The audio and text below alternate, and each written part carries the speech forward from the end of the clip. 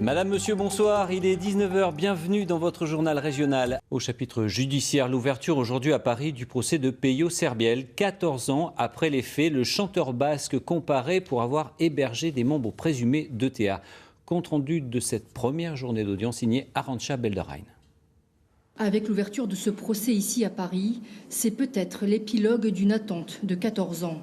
Le chanteur sultan Peyo Serbiel est arrêté en 2004 lors d'une opération anti-ETA. La justice lui reproche d'avoir hébergé chez lui deux principaux dirigeants de l'ETA. Sa ligne de défense, le devoir d'hospitalité.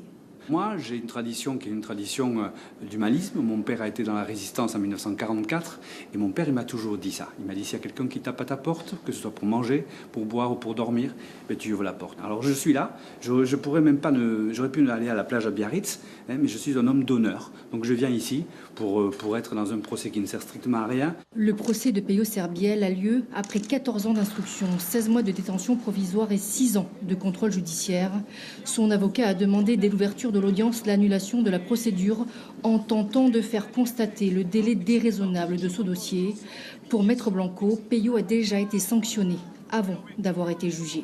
Même dans les procédures dites antiterroristes, un tel délai n'a pas été atteint, mais ici, ça démontre simplement une dérive de la justice antiterroriste, c'est-à-dire qu'à partir du moment où la direction d'ETA a été jugée, condamnée, les autres personnes mises en cause n'intéressaient plus les juges. Peyo Serbiel, qui a déjà effectué 16 mois de prison ferme, encourt jusqu'à 10 ans pour association de malfaiteurs en relation avec une entreprise terroriste. Peyo Serbiel a quitté l'audience en lisant un texte dénonçant la justice française. Un procès qui s'achèvera donc demain sans lui. Il a préféré exercer son droit au silence.